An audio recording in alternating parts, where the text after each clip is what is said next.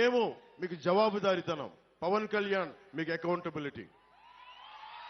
ఎందుకంటే నేను పారిపోను, సమస్యని పరిష్కరించే దిశగా ముందుకెళ్తాం. పరిష్కరించలేని సమయంలో ఎంత సమయంలో పరిష్కరించగలం, మేము పడుతున్న ఇబ్బందులు ఏంటి, భవిష్యత్తులో ఏం చేయగలం. నేను మటుకు పారిపోను. వైసీపీ పార్టీ నాయకుల్లాగా నేనేం పారిపోను, నిలబడే తీరుతాను. నేను మాట ఇవ్వను. వైసీపీ వ్యతిరేక ఓటుని చీలనివ్వను అని 2021లో చెప్పాను. ఈ రోజు నా చీలకుండానే ఈ రోజున చూశారు మేము ముగ్గురు ఎలా నిలబడున్నాం ఇక్కడ. దేనికి అంటే అది ఒక దుర్మార్గమైన పాలనని ఎదుర్కోవాలి అంటే అంత సాధ్యపడే విషయం కాదు.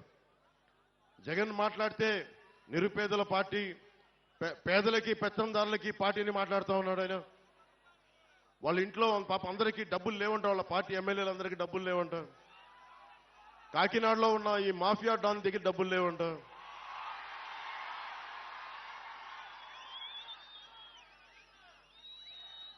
నన్ను ఓడించడానికి చిత్తూరు జిల్లా నుంచి పాపం మిథున్ రెడ్డి గారు వచ్చారు.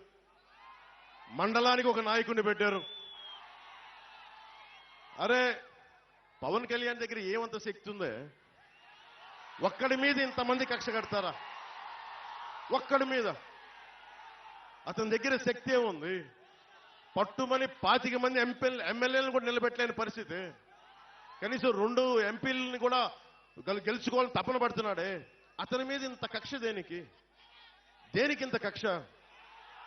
భవిష్యత్తు మనమని తెలుసు. వైసీపీకి నిలబడతాం, కొట్లాడతాం, చొక్కా పట్టుకొని ఈడుస్తాం. రాజకీయ నాయకుల్ని అకౌంటబిలిటీ తీసుకొస్తాం, జవాబుదారీతనం తీసుకొస్తాం. ఆ భయం ఒకటే అడగండి. వైసీపీ నాయకులు వంగా గీత గారిని కానీ ఎవరైనా సరే వైసీపీ నాయకులు మండలానికి ఒకళ్ళు వెళ్తా ఉన్నారు, వారిని ఒకటే అడగండి. సుద్దగడ్డ కొండ కాలువ ఈ ఆధునీకరణకి 170 కోట్ల రూపాయలు నిధులు విడుదల చేసినా ఎందుకు ఆపారని అడగండి. ఎందుకు సంతకాలు పెట్టాల్సి వచ్చిందని అడగండి. వాడికి సమాధానం చెప్పి ఓట్లు అడగమని చెప్పండి. చేబ్రోలు పట్టు రైతుల కోసం ఏం చేశారని అడగండి. వరద ముంపు కోసం గొల్లప్రోల్లో మన ఎస్సీ కాలనీతో సహా అన్ని మునిగిపోతా ఉంటాయి, వాళ్ళ శ్మశానం కూడా మునిగిపోతా ఉంటుంది. అలాంటి సమస్యల మీద వాళ్ళు ఎందుకు వచ్చారు, అవన్నీ తీర్చారా? ఈ రోజున ప్రతి 54 గ్రామాలు చెప్పి తిరుగుతా ఉన్నారు, మండలానికి ఒక నాయకులను పెట్టి తిరుగుతా ఉన్నారు. ఈ 5 సంవత్సరాలు మండలానికి ఒక్కొక్క నాయకుడు ఎందుకు తిరగలేదు? నిజంగా సమస్యలు ఎందుకు మీరు పరిష్కరించలేదు? మీరే కనుక పరిష్కరించుంటే పవన్ కళ్యాణ్ అవసరమే లేదు పిఠాపురానికి. మిమ్మల్ని నెత్తి మీద పెట్టుకుంటారు కదా. మీరు సమస్యల్ని పరిష్కరించలేదనే కదా ఈ రోజున జనసేన, టీడీపీ, బీజేపీ కూటమిని బలపరుస్తున్నారు ప్రజలు. అందుకని దీన్ని దృష్టిలో పెట్టుకొని మీరు ఒక్కసారి ఆలోచించండి. ఆ సౌండ్ ఎక్కువ గాలి తక్కువ పార్టీని నమ్మకండి.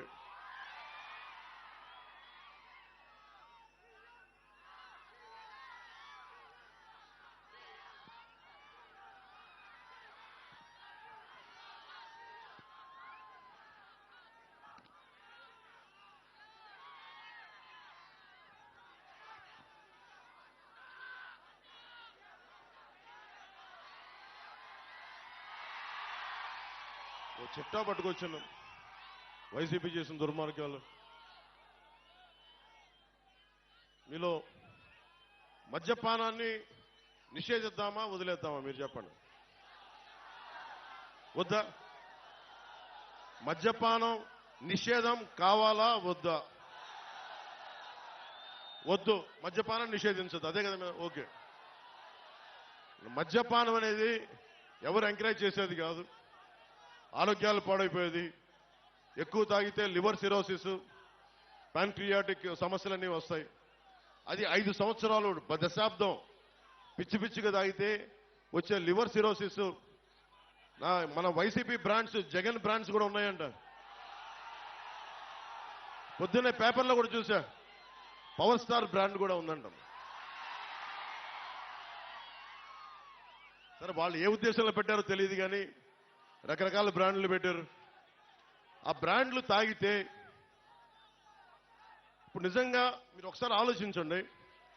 వైసీపీ నాయకుడు మద్యాన్ని నిషేధిస్తానని చెప్పి అధికారంలోకి వచ్చిన వ్యక్తి ఈ రోజున అతను దాదాపు ప్రభుత్వాలకు తెలియజేయకుండా స్టేట్ ఎక్స్చెక్కర్కి తెలియకుండా 40,000 కోట్ల రూపాయలు ఆదాయాన్ని వెనకేసుకొచ్చాడు. అతను చెప్తున్నాడు అతను పేదవాడు, మనం పెత్తందారులంట. పెత్తందారంటే ఏంటి? దౌర్జన్యం చేసేవాడు. ఎవడు దౌర్జన్యం చేస్తున్నాడు? వైజాగ్ హోటల్ ఎవడు దౌర్జన్యం చేశాడు? నువ్వు చేసావా, నేనేం చేసావా? మనకి ఆంధ్ర తెలంగాణ బార్డర్లో దౌర్జన్యం చేసింది మీరా మేమా? డాక్టర్ సుధాకర్ని చంపింది దళితుడని డాక్టర్ సుధాకర్ని చంపింది మాస్క్ లేవని పెత్తందారి పోకడా చూపించింది మీరా మేమా? అనంతబాబు అనే ఒక ఎమ్మెల్సీ డ్రైవర్ని చంపేసి దళితుడిని, ఒక దళిత డ్రైవర్ని చంపేసి డోర్ డెలివరీ చేస్తే అతనికి ఘన స్వాగతం పలుకుతున్నారు. పెత్తందారి పోకడా మీ వైసీపీదా మాదా? ఏం మాట్లాడుతున్నారు?